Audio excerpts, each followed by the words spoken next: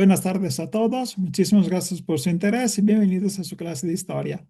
En la última clase hablamos del califato omeya, este califato musulmán de la primera época del medioevo y de cómo terminó su dominio por una revuelta de los abasíes o abásides. La clase de hoy será dedicada exactamente a este nuevo imperio que se formará después de la caída de los omeyas. Los abásidas son conocidos como la dinastía bendita. Ellos gobiernan del 750 hasta el 1258, cuando los mongolos eliminan al último califa. En estos 500 años, ellos logran hacer prosperar la economía y la cultura, pero tienen un grave problema de crisis interna, porque a partir de la muerte de Al-Mutawakkil, ahorita hablaremos de él en el 861, habrá una lenta decadencia institucional con el nacimiento de estados nacionales. Pero vamos con calma, acabamos de empezar, ¿sí? Los abásidas se conocían como dinastía bendita porque se consideraban religiosos y claramente personas superiores a nivel religioso a los omayas. Pero por tan religiosos que eran, empezaron su gobierno con una matanza, porque cuando empezó su gobierno quisieron eliminar a todos los que pertenecían a la familia de los omeyas. En este intento no lo lograron porque alguien sobrevivió y de esto hablaremos más tarde. Pero alguien de esta familia sí logra sobrevivir a la matanza y por eso la dinastía omeya no se vuelve extinta, ¿de acuerdo?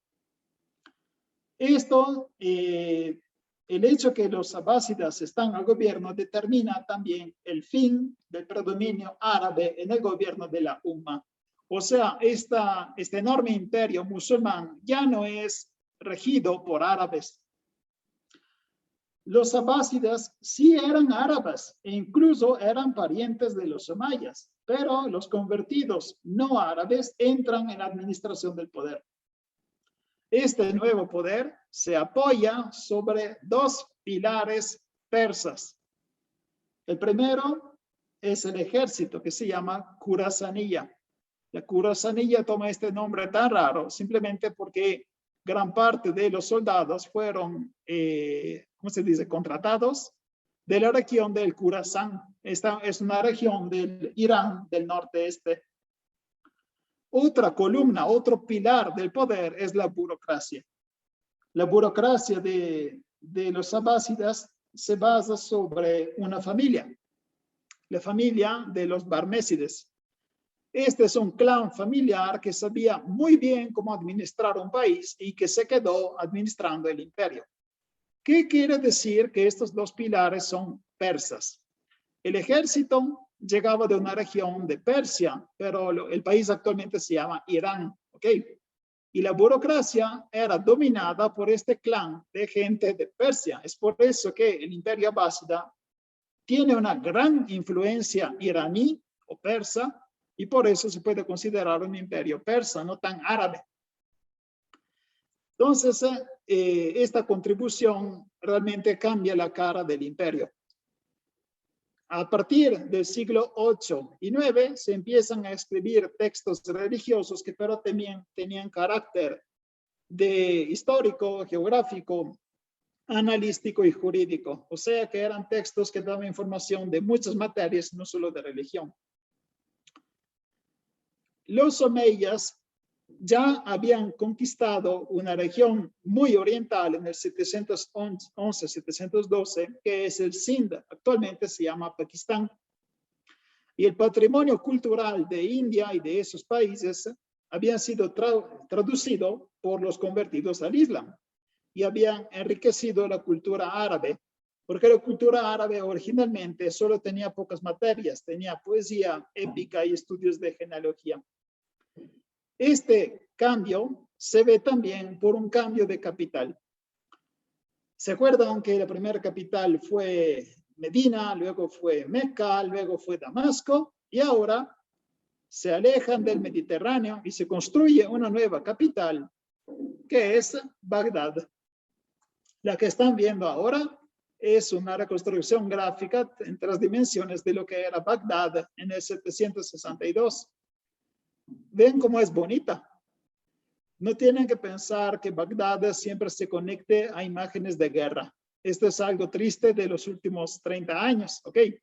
Bagdad fue una capital de cultura y de belleza. No lo conecten solo a la guerra, ¿ok? Bagdad, de hecho, es tan importante que se volverá la rival de Constantinopla. En el 832, el califa Al-Mamun funda la Casa de la Sabiduría, que se conocía en lengua árabe como Bait al-Hikmah.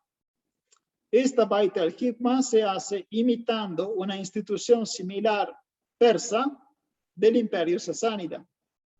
¿Qué es la Bait al-Hikmah? Es fundamentalmente un hospital. En este hospital se enseña y se practica la medicina griega, persa y de India.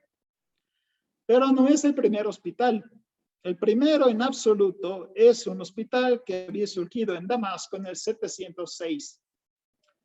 Nada más para que hagan una diferencia, el primer hospital que surgió en Europa fue en Italia, en el 898, en la ciudad de Siena, en Toscana. Eso significa que el primer hospital en general fue un hospital árabe y el primero en Europa surgió 200 años después. Esto les da también la idea de cómo tenían una, ¿cómo se dice? Los más desarrollados de la época eran los musulmanes y luego Europa pudo recuperar esta distancia hasta que luego los pudo rebasar. Pero en la época del medioevo, los árabes siempre eran los que tenían más avance. En la Bait al-Hikmah también había una enorme biblioteca con 500,000 de textos sagrados y profanos que estaban en un catálogo. O sea, ellos sabían dónde encontrar tal libro y no estaban mezclados. También tenía un observatorio astronómico y laboratorios para matemáticos y científicos que muy pronto se volverán conocidos incluso en Europa. El más importante seguramente es Al-Khwarizmi, del cual llega la palabra algoritmo, y otros sabios eran Al-Kindi, matemático, físico, filósofo y músico, Tabit, que era un matemático, físico, astrónomo y traductor, y Ar-Razi, que era físico, químico, filósofo y médico. Puede sorprenderles el hecho que toda esta gente tenía tantos trabajos. O sea, normalmente hoy, si uno es matemático, no es filósofo. Si uno es físico, no puede ser músico, ¿no? La idea es que en esa época las materias todavía no se habían dividido. Cuando una persona era sabia en todo. Estudiaba todo, porque realmente en esa época todo era un saber. Una persona que conocía la naturaleza automáticamente era un buen médico. Una persona que sabía de matemática podía aplicarla a la física, ¿entienden? Por eso, cuando se estudia a esta gente de la época anterior a la época moderna, se encuentran varios trabajos por la misma persona. Si ustedes conocen Leonardo da Vinci, Leonardo da Vinci era pintor, claro que sí, pero era también ingeniero, anatomista, le interesaba de música, entonces él también era un sabio en el sentido completo de la palabra, no solo en una sola materia, ¿de acuerdo? Otras bibliotecas importantes se están construyendo en todo el mundo islámico. En Córdoba, España, el califa Al-Hakam II construyó una biblioteca de 400,000 libros y en el Cairo, en Egipto, se construirá una de 600,000 libros. Estas cantidades realmente espantan a las colecciones que están en Europa. Las bibliotecas europeas de la época tenían pocos libros y casi todos eran de tema religioso. Imagínense qué aburridas, ¿no? Pero las bibliotecas se construían y se realizaban y se completaban tan fácilmente también porque se estaba utilizando un material nuevo, que es el papel. Por uno de los casos más raros y más interesantes de la historia, el papel llega a los musulmanes y luego llega a la Europa gracias a una batalla, que es la batalla del Talas. En el 692, la China de la dinastía Tang había ocupado la región del río Tarim. Pueden ver aquí, toda esta región estaba bajo el dominio de China. ¿Vieron? Imperio Tang. ¿Okay? Sus vecinos, que eran los gobernadores del Fergana, sufrían frecuentemente ataques por parte de los musulmanes. Pueden ver aquí, el Fergana está al centro del mapa, ¿vieron? Bueno, esta región era atacada frecuentemente de los musulmanes porque aquí terminaban los abásides y aquí estaba la región del Khorasan. ¿Se acuerdan que les dije la región del Irán oriental? ¿No? Entonces, desde la región de Samarcanda y de la Sogdiana atacaban al Fergana. Los gobernadores del Fergana ya estaban hartos de ser atacados y por eso pidieron ayuda a los chinos. Imagínense esta batalla que nadie logra pensar tan fácilmente entre árabes y chinos. No se ven en ninguna película, pero son pueblos que sí se encontraron y chocaron. El imperio de China manda 10.000 soldados y estos se unen a 20.000 soldados turcos para ayudar. Desde Samarcanda sale un ejército islámico de 50.000 soldados.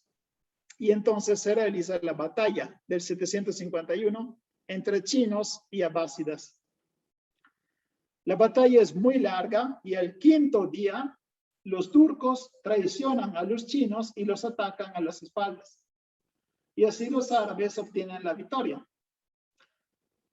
Los abásidas capturan a los soldados chinos y contemporáneamente adquieren 3 grandes avances tecnológicos.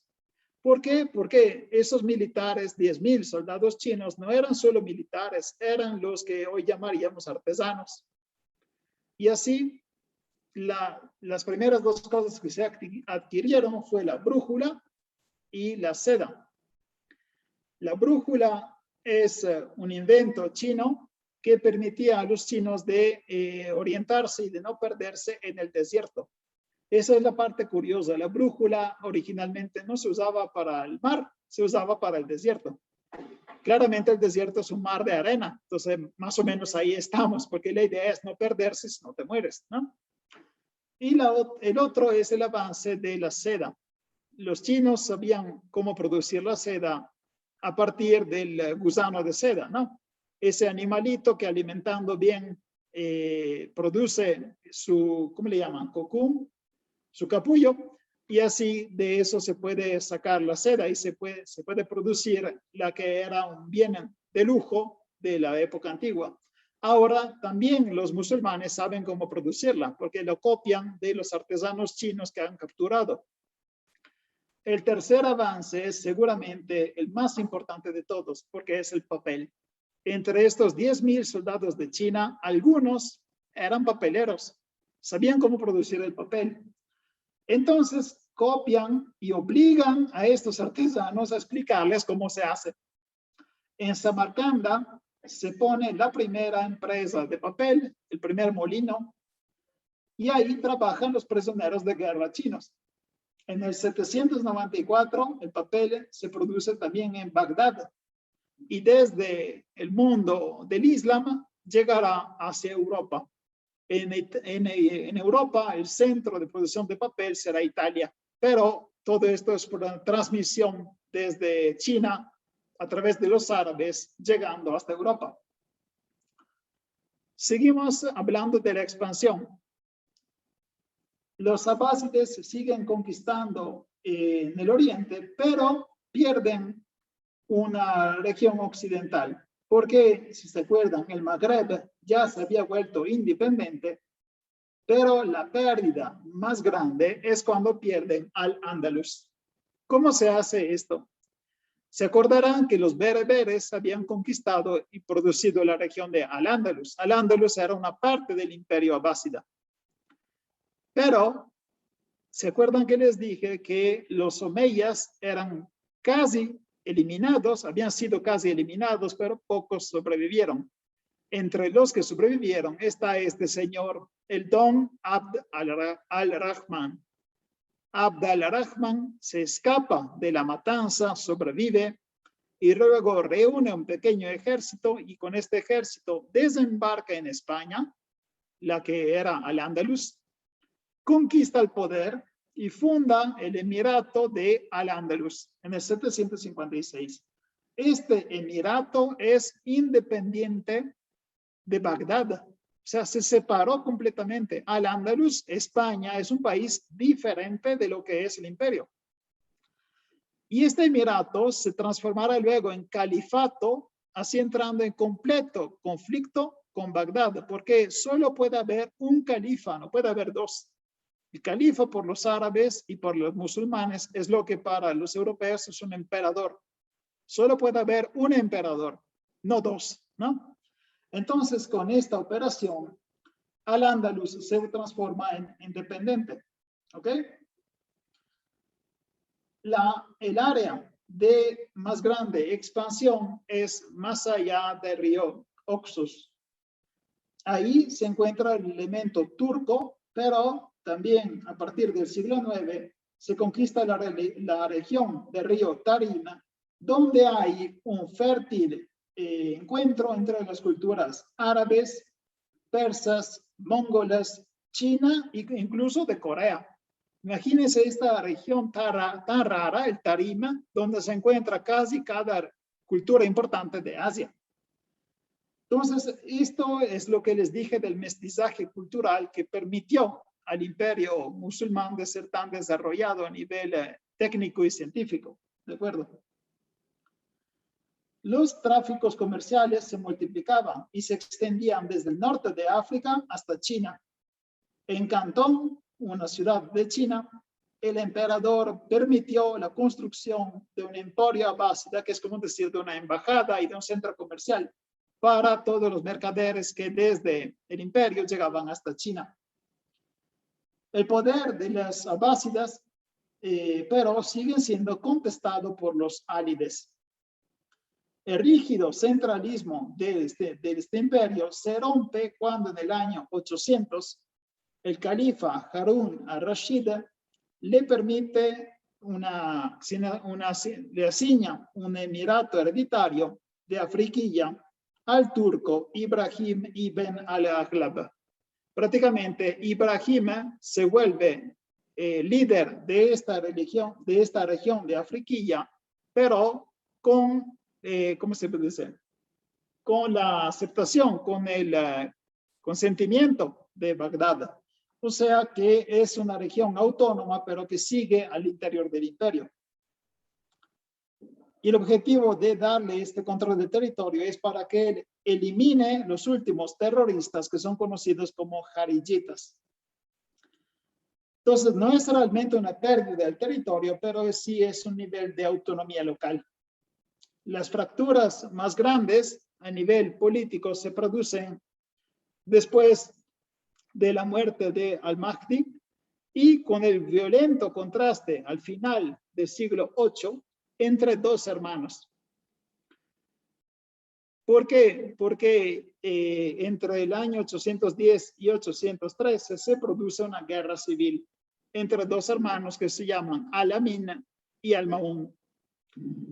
Al-Amin heredó del padre el título de califa y el dominio de África y de Asia, mientras que su hermano heredó la rica región del Khorasan. Bueno, este hermano, Ma'mun, no está contento de tener solo el Khorasan y quiere hacerle la guerra a su hermano para conquistar el poder. Al final, Al-Ma'mun logra vencer, pero es lo que se llama una victoria de Pirro. Prácticamente la victoria es tan pesada que en la realidad perdió. Porque en esta guerra muy violenta, prácticamente se destruye el ejército.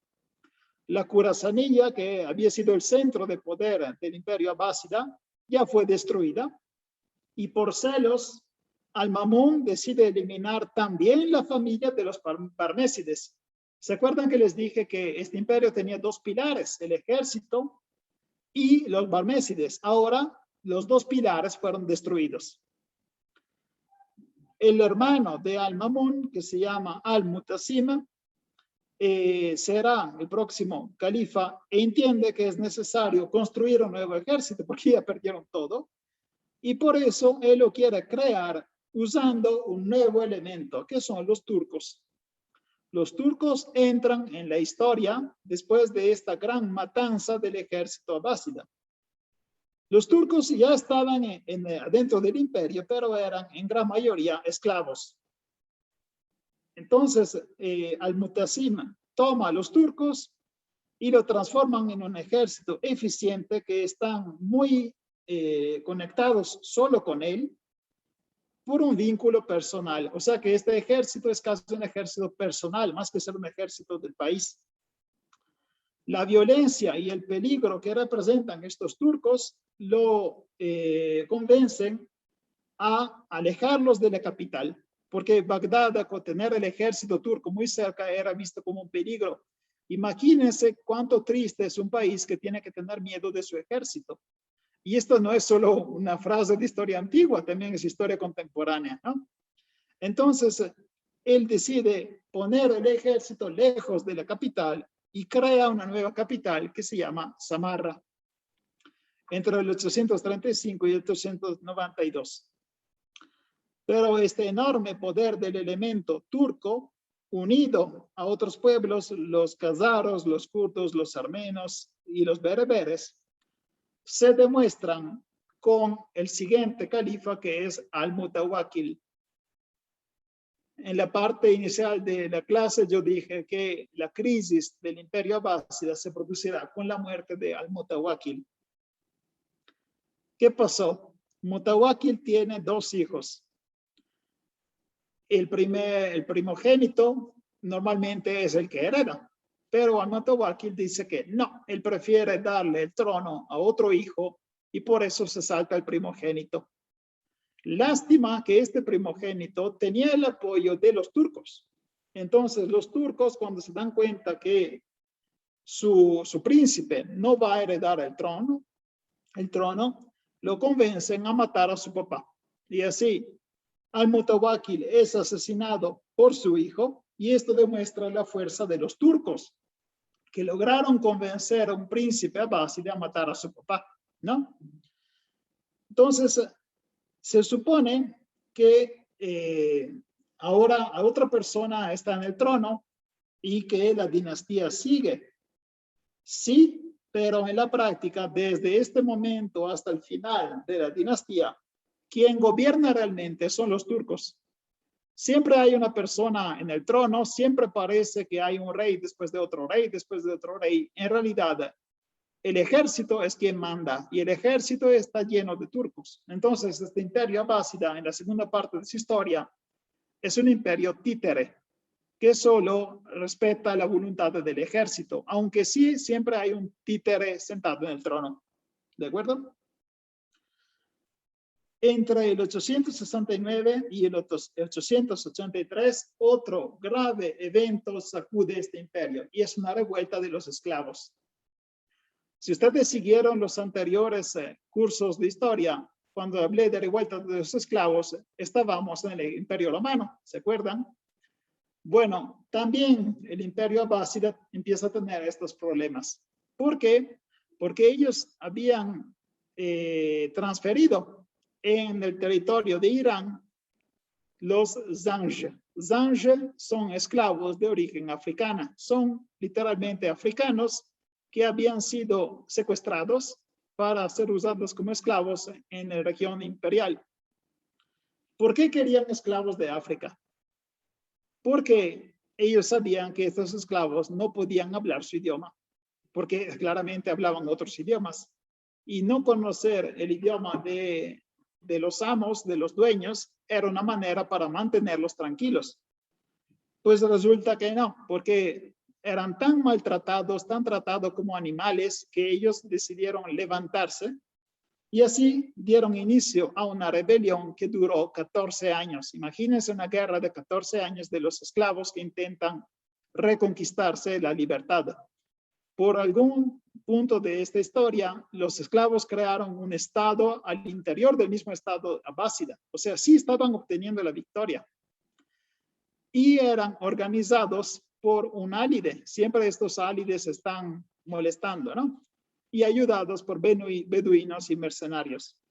Entonces, esta revuelta de los esclavos casi termina con el imperio, pero con mucho dolor logran eliminarla.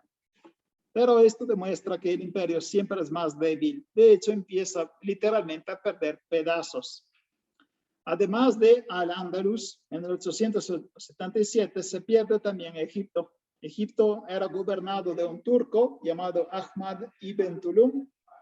Y en el norte de África se instalan los fatímides. ¿Qué son los fatímides? En teoría, ellos son chií, o sea, son álides. Siempre son de los que creían que el gobierno debe estar uno de la familia de Ali.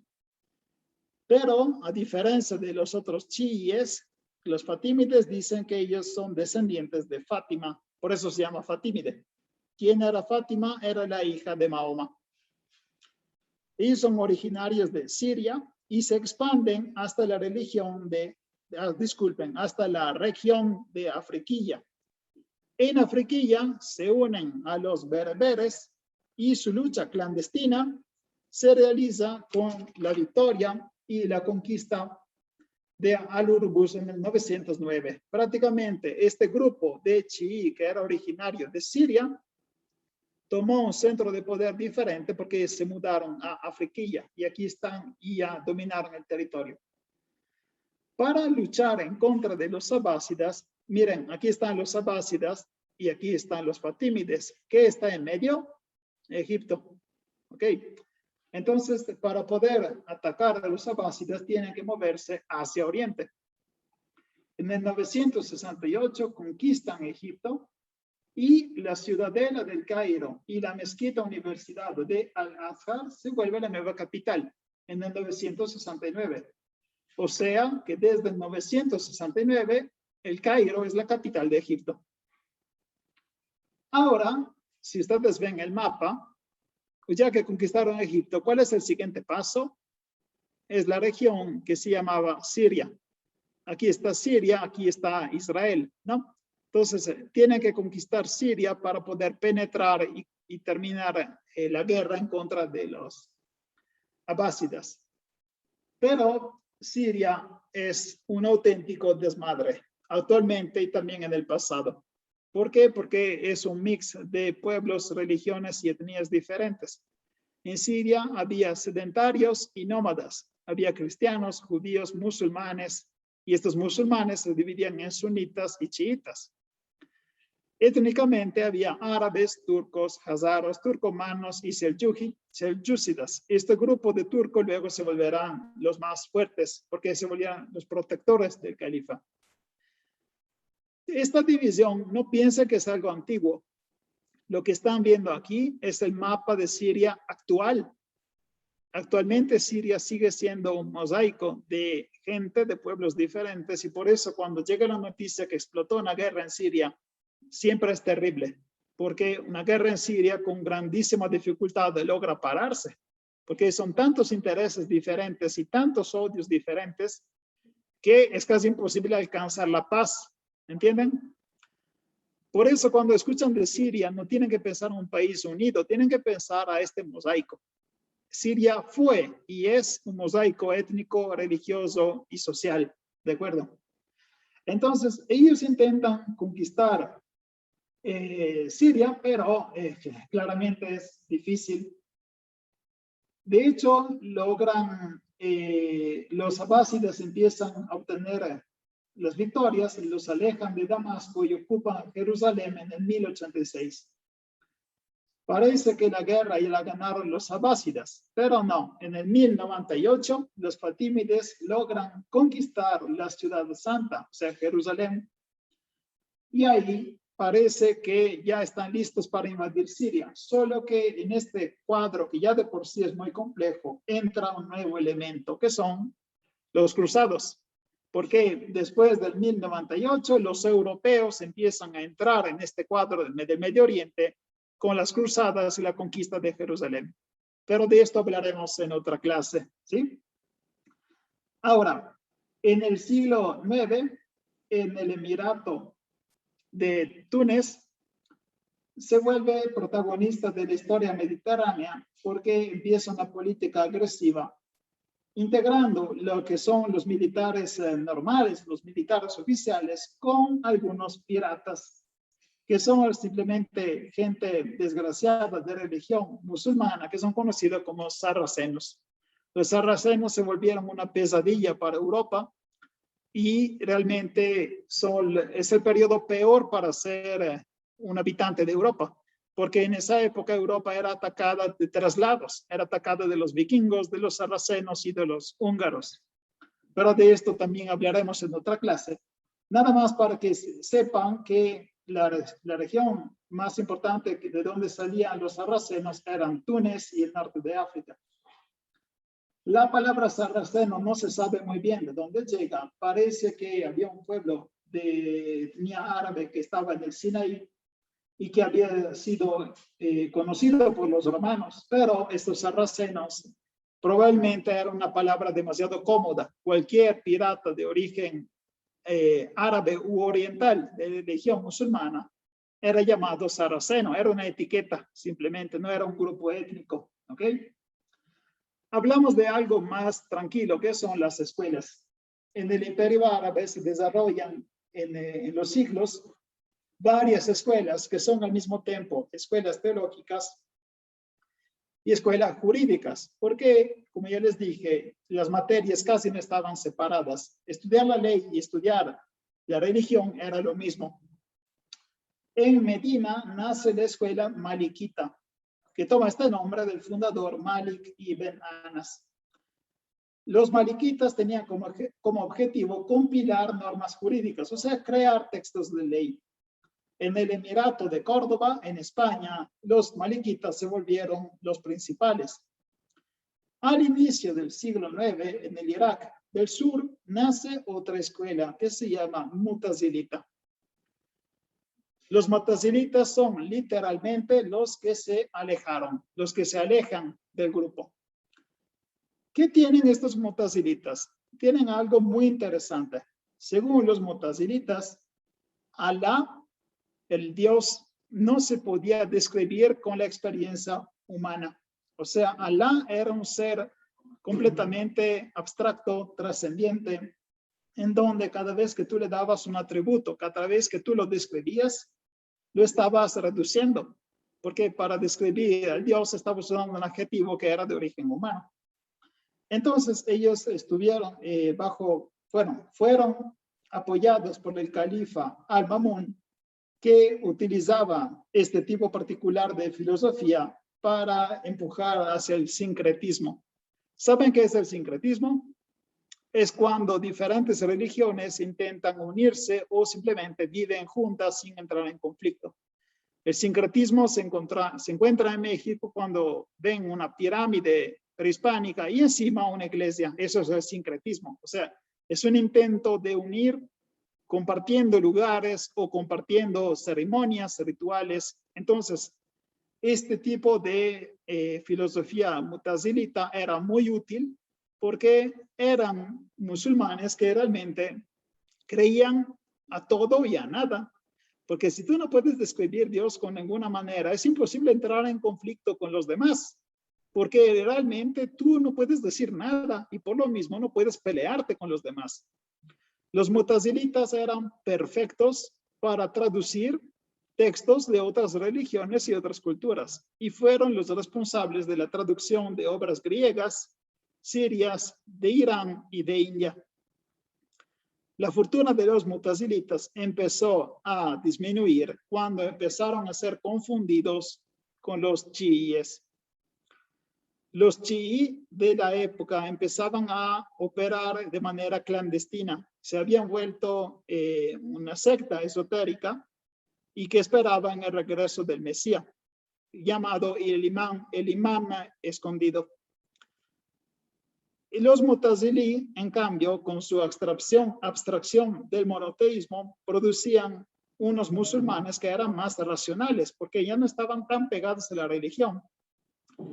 Y es por eso que durante el periodo de los mutazilitas tenemos genios como Avicena. Avicena es físico, astrónomo, ingeniero, pensador y médico, y la obra que él produjo fue la base de la que se conoce como medicina moderna. Las obras de Avicena dieron la base de la medicina de Europa. Y Avicena pudo permitirse de existir y de trabajar como genio justamente porque en esa época había más libertad de estudio. No había tantos límites dictados por la religión. Imagínense cuánto es ridícula la historia, ¿no? Porque hasta el día de hoy nosotros consideramos los países musulmanes como países bloqueados por su religión. Y en esa época eso era el exacto contrario. Los musulmanes eran los únicos que tenían la mentalidad abierta y que podían estudiar y traducir lo que querían, porque realmente la religión ya no era un límite, siendo que Dios no se puede describir. Entonces, siendo que no se puede describir, cualquier culto diferente está bien mientras que haya un Dios. Es ridículo realmente, ¿no? Como la historia da vueltas. Bueno, en esta época, además de Avicena, entraron en el conocimiento de los árabes la filosofía griega, como son el platonismo y el aristotelismo. Esta especulación filosófica, pero empezó a producir alguna resistencia, porque si ustedes dicen todo está bien, todos somos amigos y cualquier religión funciona, pues alguien se levanta y dice, no, ¿sabes qué? Yo no estoy de acuerdo. Y la persona que se levantó es un persa. Este persa que daba clases en Bagdad se llamaba Al-Ghazali. Al-Ghazali es el responsable del nacimiento del sufismo, de la mística islámica. ¿Qué es el sufismo? O más bien, ¿qué es la mística? La mística, cuando ustedes escuchan el adjetivo místico, estoy seguro que no tienen una idea muy clara.